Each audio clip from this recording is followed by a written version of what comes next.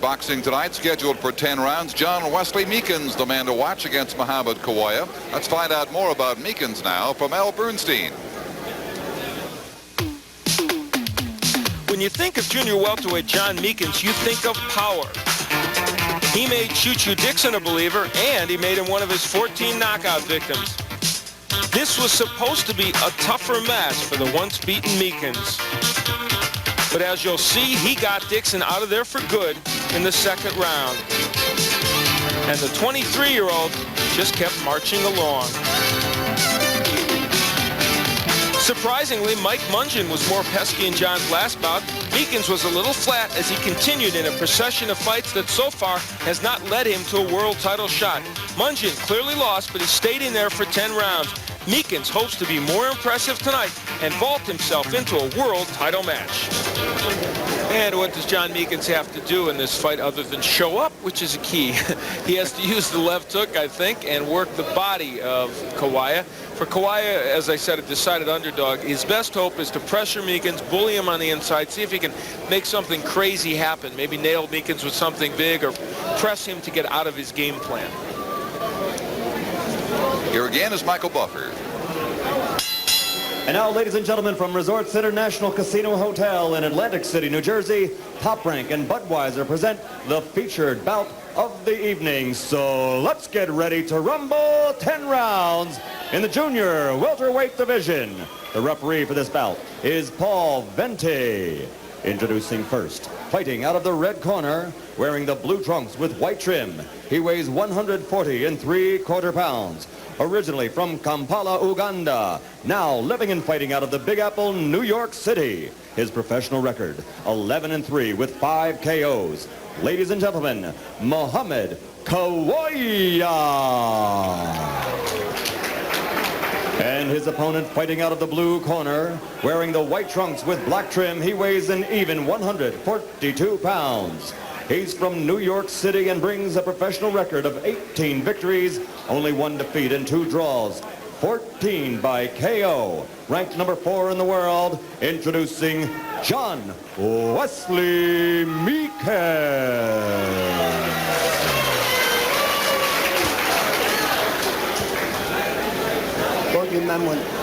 Both your memo instructor with the New Jersey boxing rules. As your referee, I'm here to enforce those rules.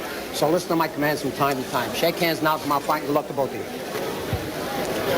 Kawaya, born in Uganda, now lives and trains in New York City. Hit his first bout in this country in New York City on March the 25th. Got knocked out in the 6th round. John Wesley Meekins, not a particularly impressive outing last time around. May 19th, he won a decision over very stubborn Mike Mungin right here in this resort city. It's scheduled for 10 rounds. Obviously that Kawaya has fought lesser opponents than Meekins, that is obvious. He's fought the majority of them except one in Europe, mainly in Copenhagen. So there's nothing really to gauge except to say that Meekins has an immense edge in experience and ability, but will the southpaw pose a problem for him? He has faced some southpaws before, John Meekins. He's faced some guys who switch back and forth. Mike Mungin switches. He faced Joey Farrell, who switches back and forth. Grant Walters, who was in fact a southpaw. So he's seen lefties before. Getting back to his win over Mike Mungin last time around for John. The point spread was good enough. 6, 7 points, 5 points on the other card, but he didn't put him away and really didn't dominate the way many thought he should. I think the key question with Meekins always is conditioning. He doesn't always condition himself as well as he might. And, you never know from time to time. There's the hook. I think the hook is going to be an important weapon for Meekins if he positions himself correctly to throw it. Came up short with it there, goes back to the jab, using that blow effectively. As you take a look at these fighters from head to toe, for Meekins the key is to get that left foot outside the right foot of Kawaya so he can throw the left hook. So far he hasn't really done that. There it is. And see, look, now those hooks missed, but he was in a good position to throw them.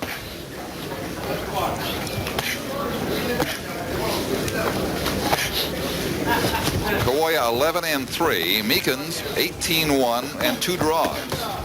But John has stopped 14 of his 18 victories. The one constant with Meekins is power. I mean, even on occasions when he might not be at his sharpest. The point is, if he hits you and you're a junior welterweight, you could go. Yeah, and there's maybe takes a little bit of time in showing it, but it does surface eventually in a bout. He's got a very good uppercut. Kawaya is tempting him to throw that by leaning in low like that.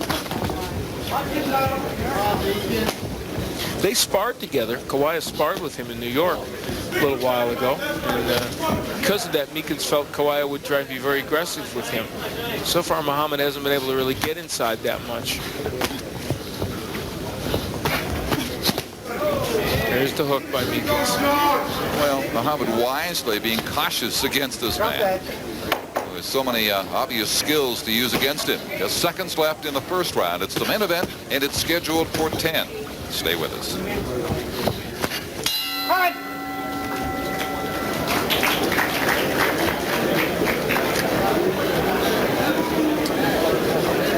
got one more round out of this than I thought we'd get.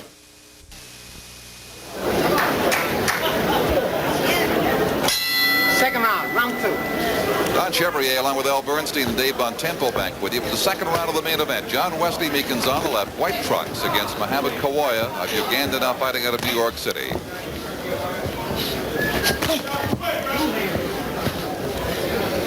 Kawaya has prevented John Meekins from getting a good position to nail him with that double left hook. Meekins spent much of the first round trying to figure this opponent out, even though they had sparred together. Getting somebody in the ring with an aim at beating you, advancing his career is a far different story. People have differing opinions on John Meekins. Some that are enamored with his skills say he's a patient fighter. Others say he's too cautious. There's the double left hook. There it is. That's what Meekins needs to do in this fight. Get off the head. Get off the head. All right, break. Stop fighting. Well, he talks about his training regimen, which is a chore in itself, just getting to the gym at 34th Street in New York City. He lives way out on Long Island. After an hour and 45 minutes on the Long Island Railroad, the trip in, he then has to run or walk or jog 8 blocks to the Times Square gym. As John says, well, training is just training by itself, getting there. It's tough to make your way to do all that. Getting there is not half the fun.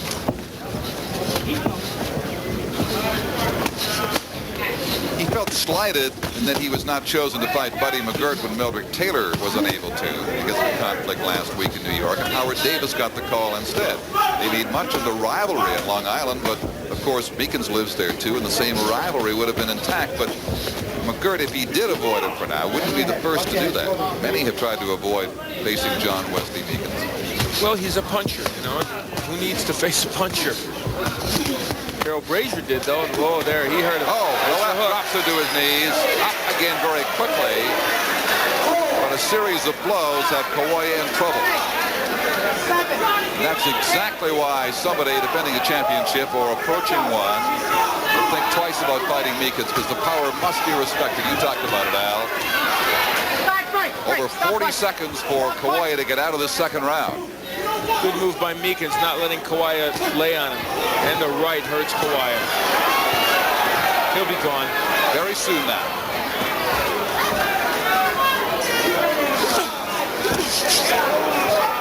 Meekins with uppercuts, lefts and right, chopping right hands, left hooks, hitting him with everything. But he stays up. Took that right. Staggered by another. Just above us takes a third shot with a short right hand. And lo and behold, may well get out of this round after all. I know not how, but he has survived round 2 with a smile. Amazing. He doesn't know where his corner is, nope, though. He needs a road map. Stand down. Nice deep breath. Well, amidst all that carnage, as they talked to him in the corner, the left hook was the big weapon for Meekins. Dave, let's get your thoughts.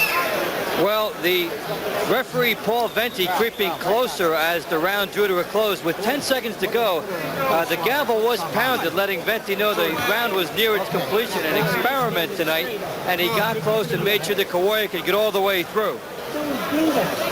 Took a very close look at him, indeed. We'll watch him very carefully here in this third round coming up. That is the one that dropped him to his knees. The left hook, and I felt coming in that would be the big punch for Meekins. And later on in the round, again, it would be the hook that would start him in trouble. And that gavel experiment, we might add, that Dave Bontempo made a strong suggestion both in print and tonight on our Ringside Report relating to that.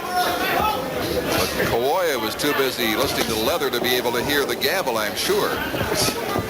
Helped Paul Venti, but not him. Drops Meekins with a solid shot, and now Venti comes in to separate them. Knocked down, the count picked up now at 6 by Venti. And Kawhi got an extra free shot in against Meekins. Oh, man, what a turn of events this is. Meekins getting very careless. Got nailed with a big shot. Now he's in a war. And because he jumped up so quickly and Venti couldn't get in between the fighters, Kawaya got another shot in. And now it is Kawaya's turn again to go down. Meekins leads 2 out of 3. 5, 6, 7, 8. Venti will let him continue with almost 2 minutes to go in the third round. Meekins wants to make sure he does not want any more of what happened to him a short time ago. He's down! Meekins was down while he was stopping the fight! Oh my goodness! This is incredible. Meekins is down. May not be able to get up if there were a count. I gotta tell you. Stop the fight. Kawaya is saying he is the winner. Venti is calling Meekins the winner. Oh my, this is outrageous. And as he stopped it, as you saw, Meekins did go down, and as I say, would not be up in time. Now Kawaya still thinks he has won. I was just going to point out that John Meekins was doing the same thing this time that he did before when he had Kawaya in trouble. He was leaving himself open, and just as I was saying that, Paul Venti went in and stopped the fight, and Meekins got nailed. So this is wild now. This is going to be their next big controversy in New Jersey. I've not seen one like this before. Oh, man. Well, they're outraged, and Kawaya's... Now Kawaya realizes he has lost. They're outraged, and justifiably so. How in the world could you stop a fight? I didn't think Kawaya was in that big of trouble anyway. No. I mean, he had just had Meekins down earlier in that round. You can't take that opportunity away from the man. There's no way. 109, third round. I mean, maybe the replays will prove that opinion wrong. All right, Dave, what do you think? It seems to me that anticipation comes out in referees occasionally when a fighter has a reputation. Meekins is known as a puncher, and so Venti, anticipating a little bit, was a little bit too quick perhaps. Let's take another look and see exactly. Was all important here. Meekins is teeing off on him all right, but watch what happens in return. He missed all those punches, Meekins. There's a good right, but he's still punching. Muhammad doesn't know it's over, and so he delivers this as the referee stops it, and down goes Meekins from the right hand. Wow. And I'll tell you what, John Meekins might not have beat a 10 count. I don't think he would have. He was on all fours. And I have to tell you, I don't think the referee being there caused Meekins to get hit with that punch. See, he was just wailing away with the right. Oh, I'll tell you what, if ever there was a situation where a protest has good possibilities for Kawaya, if in fact, as we think, there was Meekins rolling around the corner, if in fact, as we think Kawaya will lose this fight, he's got a heck of a case. As I said initially, and agree with what you just said, I doubt very much if Meekins would have been up by the count of 10 had there been a count of 10. But that isn't the official outcome. This is it from Michael Buffer.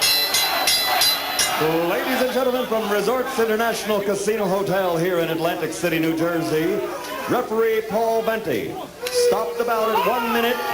Your attention, please. Stopped the bout at 1 minute, 39 seconds of the third round. As he stopped the bout, a punch was thrown over his shoulder. The bout was already over. The winner by TKO from New York City, John Wesley Meekins. Meekins It's a very fortunate man right now, looking for a title so desperately he almost lost any and all title aspirations right there. About a second earlier, Paul Venti officially had stopped this bout. Well, in truth, Paul Venti was quick in coming in to stop it. There's no doubt in my mind, even if they hadn't had the punch that knocked Meekins down, and that was the proof was in the pudding. The fact that Kawaya was throwing punches, and in fact, one of them landed. And I'll tell you what, that right hand, in my opinion, did not land because Venti interfered. It was going to land anyway. I agree. It was on the way, and it was surely on target. Referee coming in to have a look, and here's the punch in question as he stopped the bout. We'll be right back.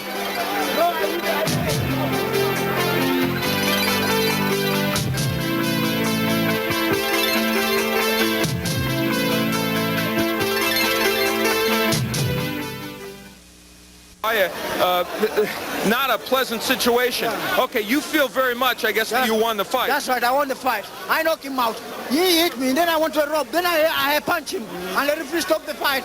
After the man is on the canvas, yeah, he was finished. He couldn't wake up, he couldn't stand up, and the referee just stand because they are favoring him. Yeah, no, I won the fight.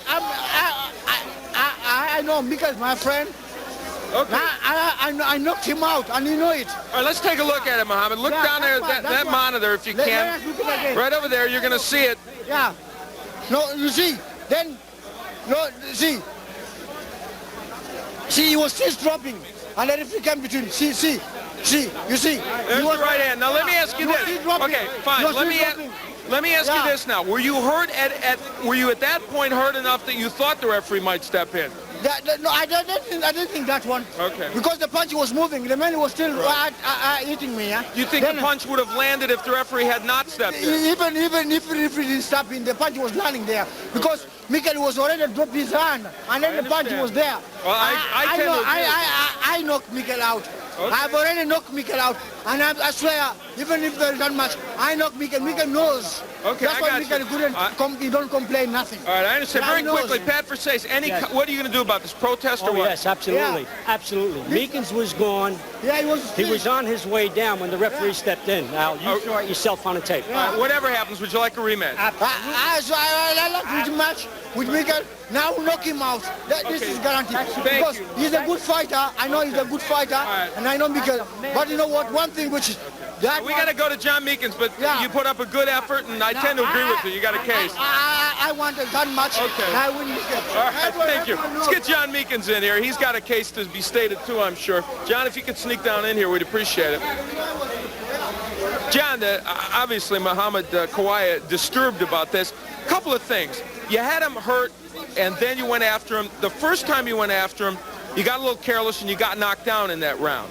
That was number one. Then you went after him again after you had him hurt and down, and it looked like you got careless again. Well, first of all, what do you think about the ending of this? All I know is that, there was a lot of commotion. The referee wasn't really stepping in and making his presence known. It's like, as if a fly was going around you, and you don't really know what's around you. The referee, has to be a little more forceful. If he wants to stop the action, whatever, he has to get in, he has to be heard. I never knew the referee was around until I felt a bump from my back. Well, would you have been hit with that right hand if the referee wasn't there? Absolutely, positively not. I felt the disturbance on my back while I was attacking the man. While I'm concentrating on the man, I feel something coming from, the back of me. My concentration is diverted, and then that's when I got hit. Okay, John. Well, thank you, and you get the W, at least for now, anyway. Oh, Dave Bontempo has got the officials here in New Jersey, and they'll help shed some light on their decision. Thank you, Al. Referee Paul Venti, quickly, your description of the final moment. I stepped in and waved Meekins away to stop the fight, and a punch was thrown over my shoulder. Take a look at it again for us. And go through. I guess you're a little bit blocked here. You won't quite see it. A little bit of confusion there in front, Paul. A bang-bang call for you, obviously. I stepped in and stopped it. I had some initial thought that there might have been a little anticipation. What made you step in at that point? I stepped in because he looked tight to me, so I had to step in and stop that fight to protect him. And he hit Meekins over my shoulder. I never saw the punch. But I was in to stop that fight, to protect that kid from not getting hurt. Okay, we're going to try to get Larry Hazard, the commissioner here in New Jersey, over to make a quick statement. Larry, obviously, sparks are flying. Your interpretation of what happened? Well, first, I think somebody's sticking pins in a doll around here. But anyway, again, this clearly is a judgment call by the referee. You know, he says he was stepping in to stop the fight. I mean, I'm looking at a replay here. It's clear that he's stepping in. He says that the punch came over his shoulder as he was stepping in with his intention to stop the fight. So, you know, the referee is the man in charge and who's charged with making such decisions. So he made his decision. Okay, that's the interpretation here. Now we go back to John. All right, it looked again like Vente was stepping in but was turning sideways. It all happened behind his back, and his intervention was at least partial.